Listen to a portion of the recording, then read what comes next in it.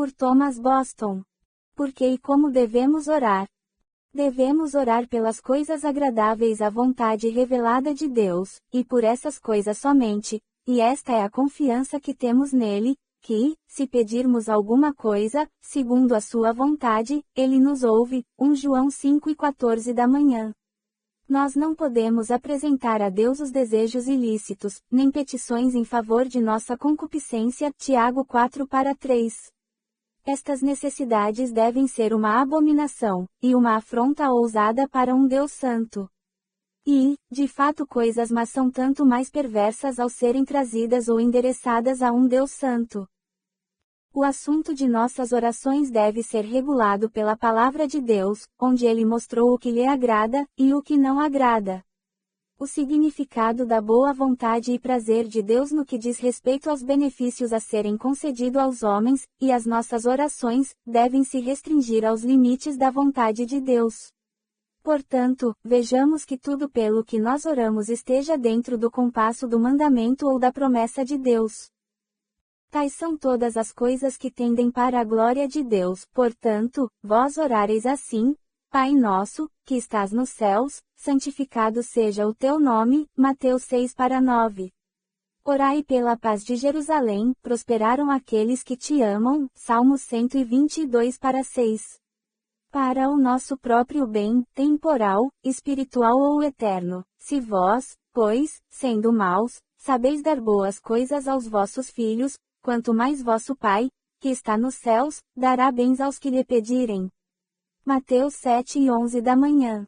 Fez bem, ó Senhor, aos bons e aos que são retos de coração. Salmos 125:4. Mas como devemos orar, se quisermos orar retamente e de modo aceitável? 1. Com entendimento, compreendendo o que dizemos. 1 Coríntios 2:15 da tarde. Portanto, nossas orações devem ser feitas em uma língua conhecida. E, pois pronunciar palavras diante de Deus, enquanto nós não sabemos o que falamos nunca pode, de fato, ser uma oração. 2.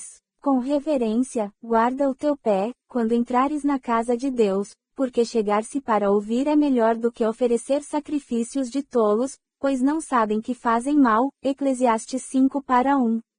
Devemos manter uma reverência na expressão exterior, voz e gestos, uma vez que na oração estamos diante do grande Deus. E especialmente no que se refere ao interior, tenhamos uma apreensão terrível da majestade de Deus diante de quem nós comparecemos. Salmo 89:7.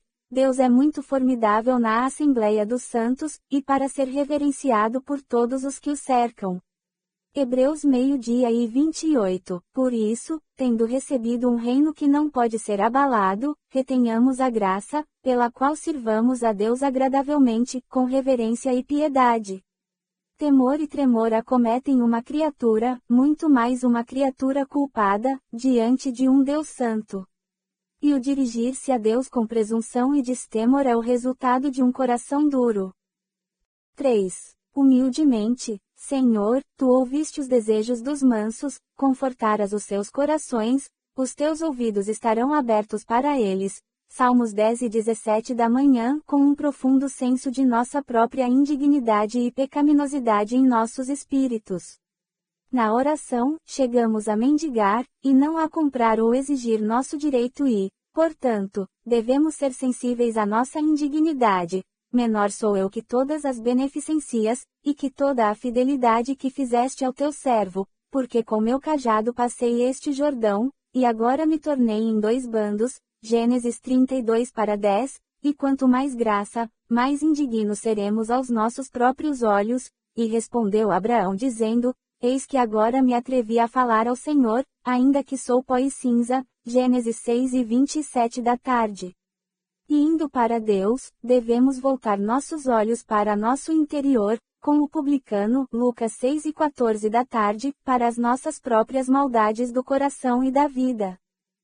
4. Com sensibilidade, estando profundamente afetados com um senso de nossas necessidades, como o filho pródigo, e, tornando em si, disse: Quantos jornaleiros de meu pai têm abundância de pão, e eu aqui pereço de fome. Levantar-me-ei, e irei ter com meu pai, e dir-lhe-ei: Pai, pequei contra o céu e perante ti, já não sou digno de ser chamado teu filho, fazei-me como um dos teus jornaleiros. Lucas 3:17 da tarde menos 19. Ai, do que aproveita ir a Deus com um coração insensível, sentar-se à sua mesa sem fome espiritual, chegar à sua porta rica e cheia de bens, em nossa própria vaidade. Tais são mãos vazias. Por isso humildade é uma parte da preparação muito necessária para a oração, portanto, olhemos para os nossos desejos, antes de irmos para a oração. 5. Com fé, e, tudo o que pedirdes em oração, crendo, o recebereis. Mateus 9:22 da noite. Quem ora de maneira aceitável deve ser dotado de fé salvadora. Hebreus 11:6. Um incrédulo não pode orar de modo aceitável, como, pois, invocaram aquele em quem não creram.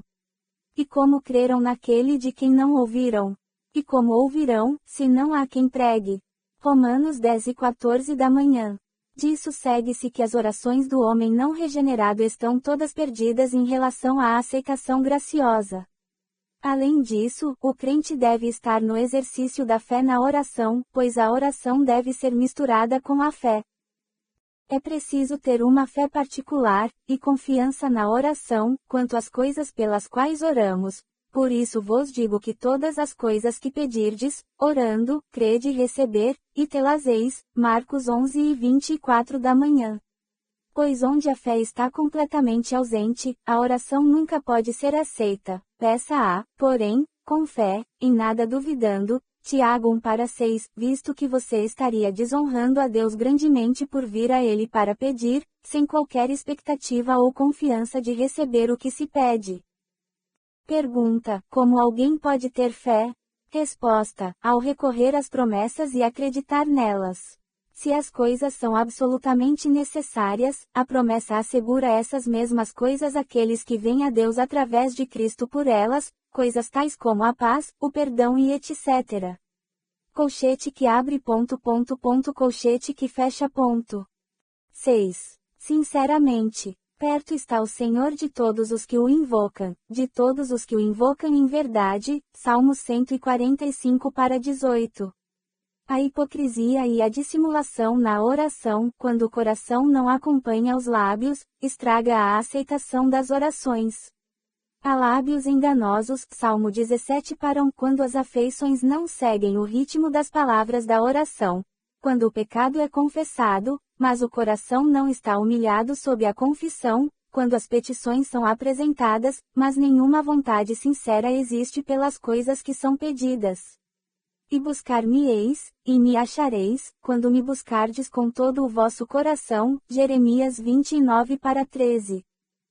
7. Fervorosamente, confessai as vossas culpas uns aos outros, e orai uns pelos outros, para que sareis.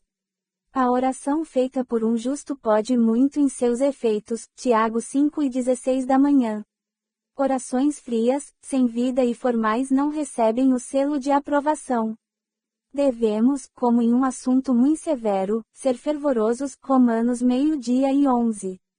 Importunação na oração é muito agradável a Deus, mas esta não consiste em uma infinidade de palavras, Mateus 6:7, mas de uma seriedade sagrada do coração que anela ser ouvido. Salmo 143:7, suplicando ao Senhor, por argumentos admissíveis, como alguém que é profundamente sincero. Jó 23:4.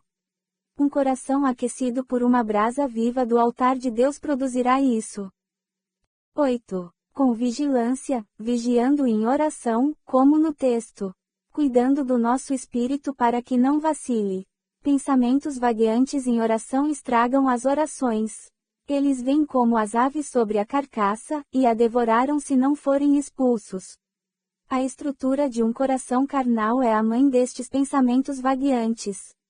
Nesse caso, a pessoa deve ser como os construtores do muro, tendo a espátula em uma mão e a espada na outra, para com resolução resistir a pensamentos vãos, e rechaça a luz.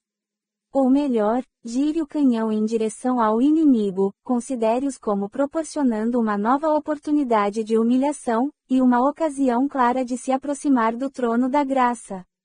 Se eles se esforçarem contra, eles não vão estragar a sua aceitação, mesmo que intentem isso. 9. Com perseverança, vigiando nisto com toda a perseverança como no texto. Quando apresentamos a nossa petição diante do trono, não devemos deixá-la cair, antes devemos perseverar nela, Lucas 18:1. Uma oração deve vir logo após outra, até que seja concedida, Isaías 62:1. E não nos cansemos de fazer bem, porque a seu tempo ceifaremos, se não houvermos desfalecido, Gálatas 6:9.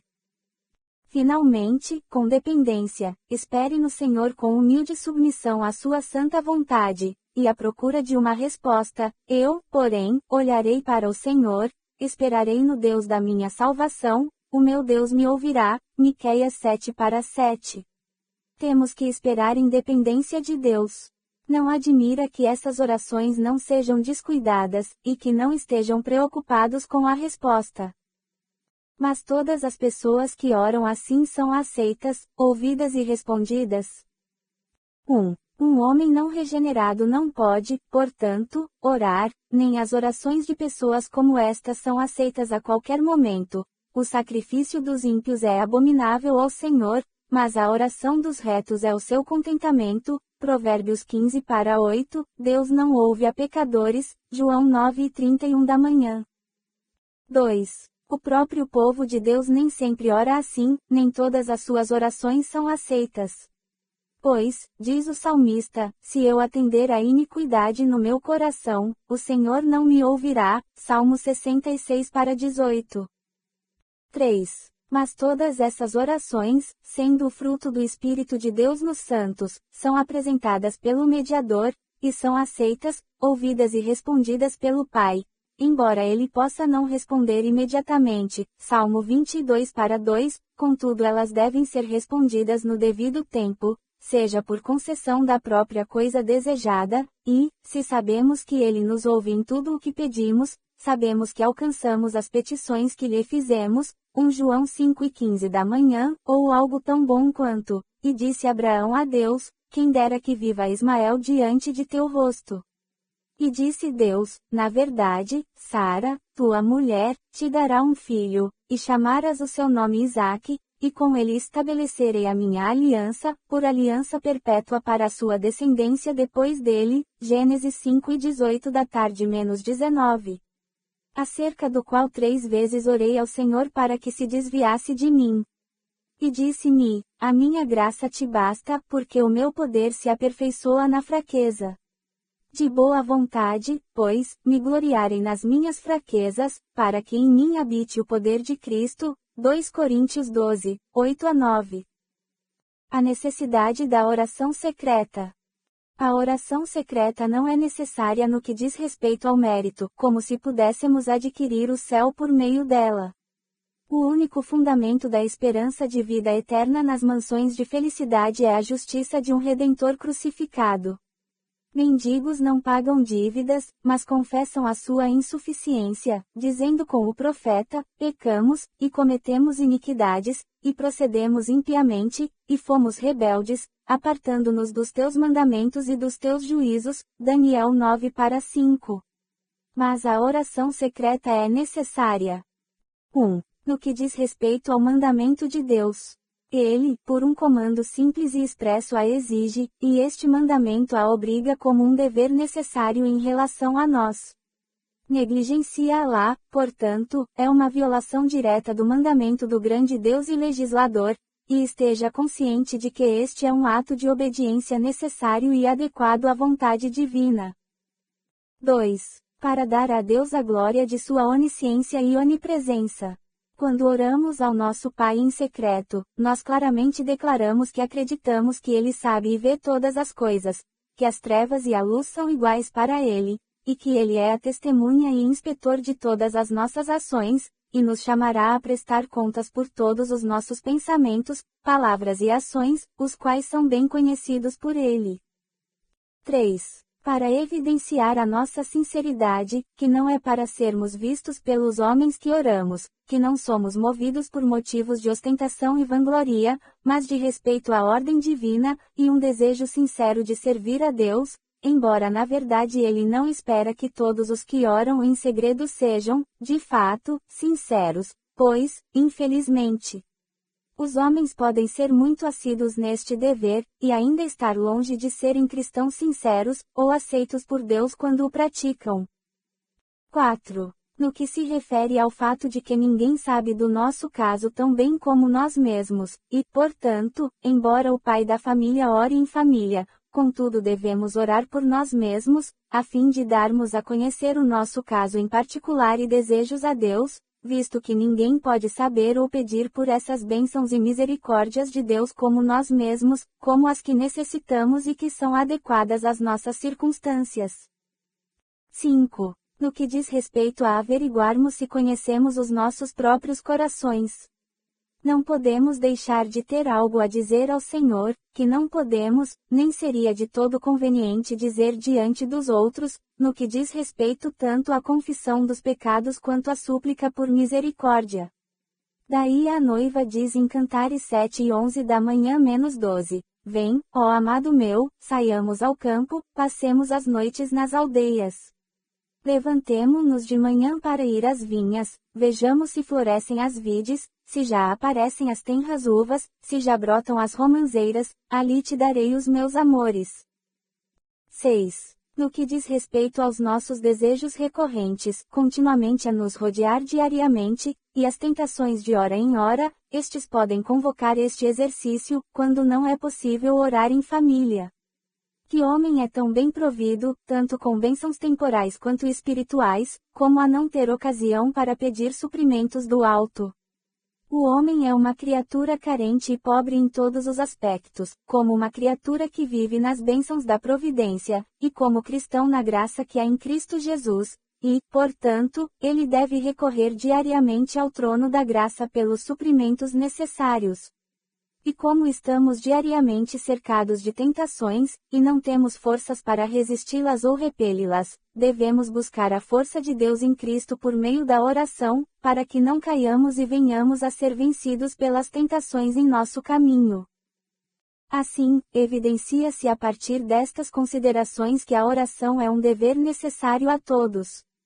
E, certamente, todos os que provaram que o Senhor é misericordioso estarão conscientes que este exercício é importante e útil.